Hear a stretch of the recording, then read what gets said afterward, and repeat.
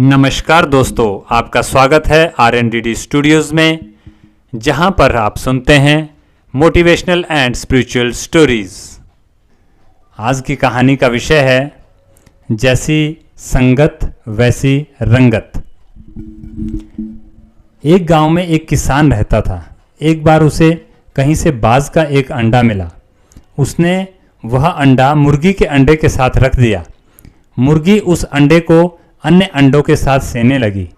कुछ दिनों में मुर्गी के अंडे में से चूजे निकल आए और बाज के अंडे से बाज का बच्चा चूजों के साथ पलने लगा।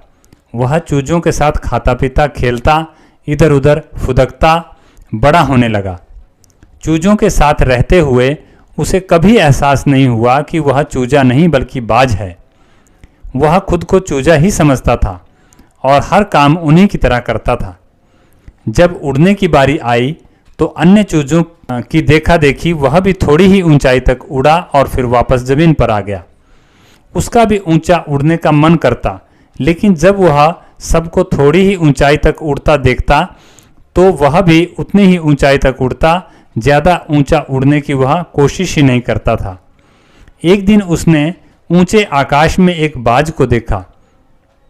उड़ते हुए बाज को इतनी ऊंचाई पर उसने कभी नहीं देखा था।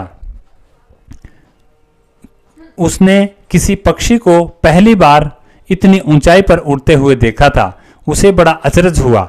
उसने चूजों से पूछा, वो कौन है भाई जो इतनी ऊंचाई पर उड़ रहा है? चूजे बोले, वो पक्षियों का राजा बाज है।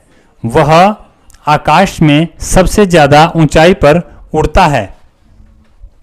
कोई दूसरा पक्षी उसकी बराबरी नहीं कर सकता। यदि मैं भी उसके जैसा उड़ना चाहूं तो? बाज ने पूछा।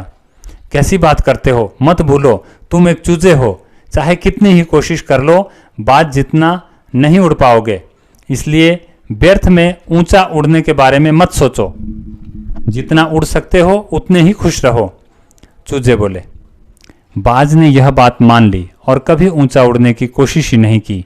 बाज होने के बावजूद भी वह पूरी जिंदगी मुर्गी के समान ही जीता रहा। सीख: सोच और दृष्टिकोण का हमारे जीवन पर बहुत गहरा प्रभाव पड़ता है। हम सभी क्षमता और संभावनाओं से परिपूर्ण है। चाहे हम कैसी भी परिस्थिति में क्यों ना हो, हमें आवश्यकता है अपनी क्षमता पहचानने की और अपनी सोच तथा दृष्टिकोण को व्यापक बनाने की। हम स्वयं को चूजे समझेंगे तो चूजे ही बनेंगे और बाज समझेंगे तो बाज बनेंगे। खुद को कम न समझें, अपनी क्षमता को सीमित न करें, बाज बने और जीवन में ऊंची उड़ान उड़ें। तो आज की कहानी बस इतनी ही। इस तरह की कहानियाँ सुनने के लिए बने रहें राज मोटिवेशनल एंड स्पिरिचुअल स्टोरीज के साथ। आज की कहानी आपको कैसी लगी कृपया कमेंट सेक्शन में जरूर बताएं। मिलते हैं एक नई कहानी के साथ।